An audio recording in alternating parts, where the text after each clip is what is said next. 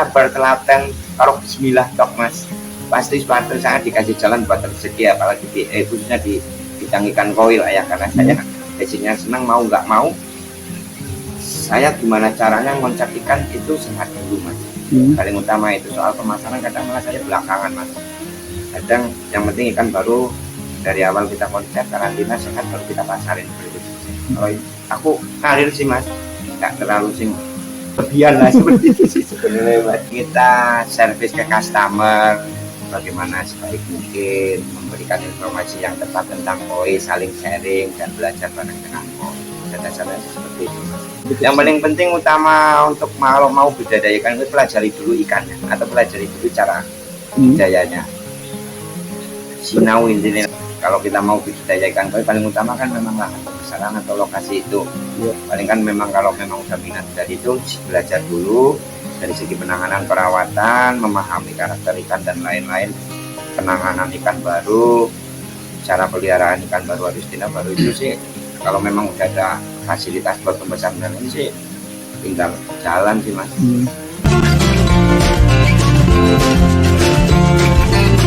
Saya Eko lengkapnya Eko Sito lah. Kalau untuk desanya sini Bumuwang, Mertayasa, Kecamatan Bumuwang, Kabupatennya Banjarnegara. Untuk nama Kemakoi mas, Kemakoi Banjarnegara. Mulai buka lahan ini atau mulai berkecimpung atau mulai budidayakan koi itu dari tahun 2008.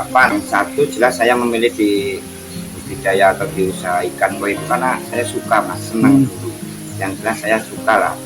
Terus nggak punya basic lain ya juga sebenarnya, jadi lari ke sini gimana caranya dengan saya senang dari ikan koi tapi menghasilkan juga dan bisa jadi jembatan buat mencari rezeki buat ngapain keluarga lah seperti itu. Kalau yang saya pribadi terapkan di tempat saya, kalau untuk memilih indukan itu kalau saya biasanya genetik mas. Biasanya kalau sekarang kan kita upgrade banyak yang cari indukan impor atau besar atau genetiknya bener, minimal kita pakai indukan di sini 60 cm untuk betinanya. Kalau jantannya ya 50-60 nggak masalah, syukur semakin gede semakin bagus, tapi dengan kondisi ukuran indukan semakin gede semakin besar, biasanya itu untuk matang telur dan matang spermanya semakin lama gitu. Terus untuk kualitas indukan kita pilih biasanya yang kualitas pangannya bagus, skin, kulitnya bagus, bodi bagus gitu. Dari jantan dan betina semakin kita selektif dalam hal itu semakin menghasilkan yang bagus. Tapi untuk pasangan crossbreednya biasanya kita pasangin dulu, nggak serta-merta artinya dari pasangan indukan ini sama crossbreed ini dipasangin langsung jadi anakan yang menghasilkan anakan yang bagus. Jadi kita proses bongkar pasang itu kan bisa sampai 1, 2, 3 kali baru ketemu atau menghasilkan keturunan yang bagus. Adapun yang bisa menghasilkan crossbreed pertama atau persilangan pertama atau penjodohan pertama atau pemijahan pertama itu langsung jadi, itu ya bonus lah mas. Jadi ikan koi kalau dari segi bodi untuk membedakan seks atau kelamin dari ikan koi itu sendiri, kalau bodi biasanya kalau yang betina itu lebih gendut atau lebih itu dari segi bodi, tapi kalau dari segi fisik kita raba biasanya kalau yang jantan, kalau yang memang udah matang sperma yang udah siap buat indukan minimal ukuran 50 atau 40 ke atas itu biasanya kalau yang jantan bagian sini apa pipi apa ya sama sirip gayung sini kasar kalau dipegangkan. Kalau untuk yang betina biasanya cenderung lebih halus. Kalau dilihat dari bodi biasanya betina lebih gendut atau lebih gembung. Kalau buat indukan kita pakai yang di sini kita terapkan yang namanya 3 tahun ke atas mas. 3 tahun ke atas sudah matang sperma, udah siap untuk dipijahkan. Tapi lihat juga kondisinya, biasanya ada yang 3 tahun ke atas juga ada yang belum gendong telur atau belum matang sperma karena genetiknya dia jauh lebih gede atau lebih bagus karena masih dalam tahap pertumbuhan. Seperti itu sih. Kalau untuk ukuran yang 60 up sampai kita untuk pemijahan memang benar-benar udah matang, yang betina matang telur, yang istilah yang jantan matang sperma, minimal kalau yang 60 up 8 bulan ke atas kita baru siapin buat pemijahan mas. Jadi biar hasilnya nanti benar-benar maksimal, membuahinya ya penjantannya benar-benar maksimal, terus telurnya benar-benar tua atau matang gitu mas. Jadi enggak takut hasilnya kalau paling setengah tahun atau 4 bulan ke atas biasanya masih kurang maksimal nanti di penetesannya gitu. Kalau untuk yang 60 up bisa sampai ratusan ribu mas. Itu kalau untuk yang 60 up jantan 50 atau 60 sama-sama perbandingannya biasanya kalau untuk perbandingan indukan kan kita pasangin 1:2, betina 1, jantannya 2 minimal biar hasilnya juga maksimal, biar tuntas juga biasanya dalam proses pemijahan kan. Itu kalau satu indukan yang benar-benar udah matang bisa sampai ratusan, bisa sampai bahkan kalau memang dia maksimal dan telurnya memang hasilnya banyak, dibuainya benar-benar bagus, itu biasanya sampai ratusan ribu bahkan lebih mas. Kalau yang hidup sih dari sekian banyak itu kalau yang saya alami selama ini sih 30-60% hidup mas. Cuma kalau cari yang kualitas paling 0, berapa persennya itu termasuk kita sebagai pelaku breeding atau pelaku istilah daya ikan koi, kalau dapat yang bagus atau SK atau yang kualitas itu kita bonus mas. Kalau kita biasanya untuk pemisahan kita kan punya bak plastik ini, ada bak plastik yang ukurannya paling kalau untuk pemisahan ukuran yang itu kan 60, 50 atau 70 masih mampu dengan ukuran tempat media atau media buat pemisahannya 3x3 lah, kedalaman sekitar 60-70 cm. Itu nanti kalau untuk media pemisahan di situ begitu kan pakai kakaban itu buat media telurnya itu.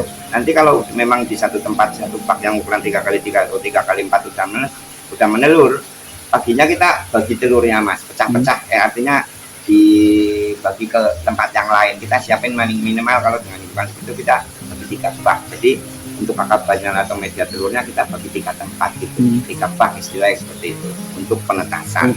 Itu untuk ikan koi menetas itu 2x24 jam mas, berarti sekitar 2 hari 2 malam lah kok.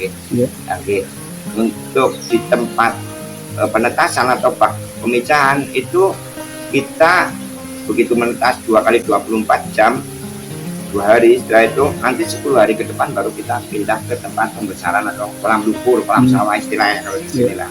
Tempat pembesarannya seperti itu. Kalau dari pembesaran di kolam sawah kita tergantung mas kebutuhan, tapi biasanya kita 2 bulan atau 3 bulan pertama kita baru seleksi awal grade. Biasanya kita 2 bulan pertama dari tadi 10 hari di bak pemijahan pindah ke kolam lumpur, kolam pembesaran, itu paling kita 2 bulan udah seleksi grade. Biasanya dari grade ukuran dulu, paling yang gede kita yang kelihatan polos-polos kita udah buang duluan, yang lain bisa-bisa dibagi-bagi ukurannya seperti itu sih mas. Itu minimal 3 kali mas, kelihatan umur 4-6 bulan lah itu mulai udah benar-benar biasanya agak paten gitu, nggak terlalu mutasinya nggak terlalu begitu drastis gitu, mas. Bahkan pertama kalau nggak pakai telur rebus, pakai kuningnya itu kita opiok atau kita kocok, nanti semprot-semprotkan pakai semprot juga bisa, itu lebih merata juga bisa. Kalau nggak mau repot pakai itu ya kita beli pakai cacing sutra yang cacing itu sampai 10 harian sampai 2 minggu lah, paling lama 2 minggu kita udah tabur ke tempat pembesaran yaitu tadi kolam lumpur. Biasanya kan kita terapkan di kolam atau penaburan di kolam lumpur itu udah pakai pupuk kandang itu seperti E4 itu buat menimbulkan apa membuat plankton dulu kan. Baru nanti kalau umur 10 hari pindah atau 2 minggu pindah ke kolam lumpur, biasanya kan 4 hari sebelumnya kan kita udah siapin tempat pembesaran itu, lahan yang dikasih pupuk kandang atau apa dan lain sebagainya buat membuat plankton dan lain bakteri buat gunakan itu apa akan alami akan alami itu. Nanti setengah bulan berikutnya baru ikan mulai naik karena plankton yang di situ udah mulai habis, baru kita pakai pakan buatan seperti pakan pelet. Kalau yang di sini sekarang aku yang produktif lah yang sering tak pijain, yang sering tak pakai, aku punya ada sekitar kalau nggak salah betinanya 4 mas, 4 pejantannya ya sekitar 8-10 ekor lah yang pejantan, tapi 4 itu varietasnya beda-beda atau jenisnya beda-beda mas. Aku punya ada beko yang udah produktif loh beko sama kohaku sama bisoa sama satunya tanco sanke yang betina. Ada soalnya satu. Biasanya kan untuk pakem untuk setelannya ada sendiri-sendiri mas, jadi kita nggak ngawur, ada setelan ini atau pakemnya ini atau crossfitnya ini harus ini sama ini, kita mau bikin yang seperti itu, jadi nggak asal gitu mas. Kalau kohaku bagusnya ya kalau mau di crossfit atau mau disidangin ya bagusnya kalau nggak kohaku sama kohaku, sangke sama kohaku gitu, lebih hasilnya bisa lebih aslinya nggak rusak lah nanti keturunannya gitu. Kalau yang saya punya ini kan size-nya 60 up ya. Rata-rata paling kecil 60 kalau nggak salah, malah yang 70-an 75 itu. Kalau yang size segitu minimal 1 tahun mas sekali. Oke, saya kalau ngijain lagi memang benar-benar nunggu tadi kayak yang tadi di awal saya bilang, benar-benar matang telur, benar-benar matang sperma dari bejananya seperti itu sih. Crossbreednya udah ketemu atau setelahnya udah ketemu mas. Jadi indukan yang betina ini dulu setelahnya ini anakannya keturunannya udah bagus, jadi tak kondisikan ya setelahnya ini sama ini, nunggu betina ini matang, nunggu si pejantan ini matang. Jadi udah nggak tukar pasang karena kita udah tahu setelan atau crossbreednya yang dulu atau silangan yang dulu hasilnya udah bagus. Jadi ya tak setelin, nanti nunggu matang ya itu sama itu lagi. Setelannya crossbreednya antara misal koapu sama sangka atau apa yang dulu lagi seperti itu mas, tinggal nunggu matang telur sama matang spermanya. Kalau menurut saya sih nggak ada itu nih mas, nggak ada batasannya untuk ikan koi. Yang penting pemberian makan yang tepat, perawatan air yang benar, sistem filterisasinya perhatikan benar-benar sih menurut saya tetap produktif aja mas. Jadi biasanya semakin lama matang telurnya jika kita sabar buat enggak gitu. Kalau kolam saya kan kolam kecil buat indukan, jadi ya untuk agak cepat matang telurnya biasanya agak lama mas. Kalau aku sih pilih dari genetik yang benar mas. Terus untuk indukan itu sendiri biasanya kita pilih warna yang memang benar warna kualitasnya merah-merah terang atau hitam-hitamnya hitam strong kuat, nggak gampang mutasi. Di sisi lain untuk skin kulitannya itu kita perhatikan benar-benar sih dari segi warna yang paling utama. Untuk itu kembali lagi ke bodi, kalau bodi sih tidak dari udah mulai udah ukuran gede sih. Kalau di tempat saya sendiri buat nampung indukan atau di sini khususnya sih kita kolamnya pakai sistem filterisasi sendiri, itu ada per kolam ada itu paling seperti itu. Kalau sumber air kita pakai mata air sumur mas. Untuk dalam 1 bulan saya kan ngonsep juga sama petani, jadi kalau satu indukan kita dapat bagi sama kerjasama juga ya, kayak kemitraan lah istilahnya, kerjasama lah bareng-bareng cari rezeki itu sih lumayan mas. Cuma kalau untuk yang keluar untuk dalam waktu sebelum kita belum, jadi proses dalam 1 bulan paling kita masih pembesaran mas di kolam lumpur, masih butuh seleksi dulu. Nanti keluar kalau ada kebutuhan atau permintaan paling bisa 10 sampai 15 jadi baru kita panen terus kita jual aja. Tapi kalau memang belum ada permintaan kita masih grow dulu atau kita besarin dulu yang udah kita pilih atau yang udah kita seleksi. Biasanya kan kalau yang kita pelihara yang agak dibesarin yang kita itu kan kita pilih yang agak kualitas itu yang udah grade. Biasanya sih dari 500 sampai 1000 ekor sih. Kalau yang lain-lain kalau untuk yang masuknya ke pasaran sih ribuan sih mas. Ya. Tapi kalau yang grade kan memang hasilnya sedikit, ya itu yang tadi katakan saya bonus. Kalau yang bagus seperti itu. Kalau di sini saya menyediakan untuk stoknya berarti ini ya mas. Kalau untuk di saya sendiri sebenarnya untuk grade-nya lengkap lah mas. Artinya jadi yang kualitas biasa ada, yang grade-nya itu ada, yang untuk show juga ada, yang buat indukan khususnya juga ada sih mas. Jadi saya di sini menerima adanya stoknya buat semua kalangan. Ada nggih, pokoknya di bawah yang 20.000 ya ada, yang di atasnya ya ada, seperti itu sih mas. Saya 17 juta waktu itu mas. Satu bisnis yang termasuk alhamdulillah banget lah dari itu. Yang paling utama virus mas, biasanya romonas yang sering terjadi itu, entah itu ngangkat ikan dari kolam atau dari kolam petani, mengangkat dari sini di sini trouble kena virus atau masalah atau sleeping disease, atau masih di kolam lumpur sudah terjadi virus. Dan virus biasanya kan kalau virus seperti itu kan biasanya spontan, itu kena semua gitu, nggak bisa ketolong. Adapun bisa ketolong berarti biasanya kalau udah ditanganin dan diobati atau dikasih vitamin dan lain-lain, itu berarti biasanya berapa persen toh sih mas. Paling seperti itu kendala-kendala penyakit yang itu tergantung kondisi, kadang cuaca juga mempengaruhi juga mas. Penyakit yang paling kita antisipasinya kalau sebelumnya mengenai musim ya paling kita kasih vitamin sih mas, jaga-jaga antisipasi seperti itu sih.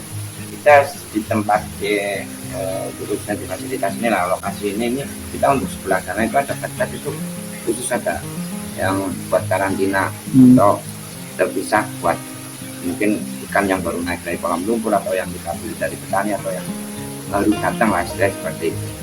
Kalau titik terendahnya itu kita perlu punya produk banyak dan pemasarannya, untuk apalagi terkait pandemi kemarin kan memang untuk usaha di bidang apa aja, apalagi di khususnya di ikan koi, karena ikan koi kan basicnya ikan kesenangan kan, kesayangan atau hobi kan. Biasanya itu jauh-jauh lebih kita harus lebih bersabar, lebih telaten dan lain-lain, karena kebutuhan si customer atau si peminat koi itu biasanya cenderung lebih turun gitu sih mas. Paling antisipasinya kita paling utama kita rawat ikannya, yang penting sehat dulu lah mas. Untuk pemasaran pasti bismillah, pasti nanti ada masanya lah, ada waktunya lagi, pasti laku lagi mas. Ini dari 1.400 ekor total mati itu karena mungkin drop atau stres, begitu kita angkat dari kolam, begitu kita tampung di tempat karantina itu drop semua. Paling dari 1.000 ekor itu yang cuma 200 ekor, itu termasuk kerugian yang besar, apalagi size-nya udah lumayan gede, 30 waktu itu kan kelihatan ada duitnya gitu loh. Kalau menurut saya sih selama kita masih bikin brand atau bikin ke depan cari yang kualitas sih tetap masih oke-oke aja, pen-pen aja sih mas menurut saya. Semakin banyak minyak, karena dari sana ikan koi semakin kesini semakin banyak hobi baru, nyoba yang wajib belajar tentang koi juga sih. Paling kita ya memberikan informasi yang terpenting ya dengan kualitas ikan semacam itu sih paling depannya. Kalau menurut saya pribadi, harapanku semakin berkembangnya ikan koi, semakin banyak persaingan dalam dunia produk si ikan koi. Kalau aku pribadi sih selalu update ke kualitas yang lebih bagus mas, biar peminat dan hobi mengejar atau produknya kita sih mas. Terima kasih ya Mas Eko untuk wawancaranya, semoga usaha budidaya koinya tambah sukses dan tambah amin.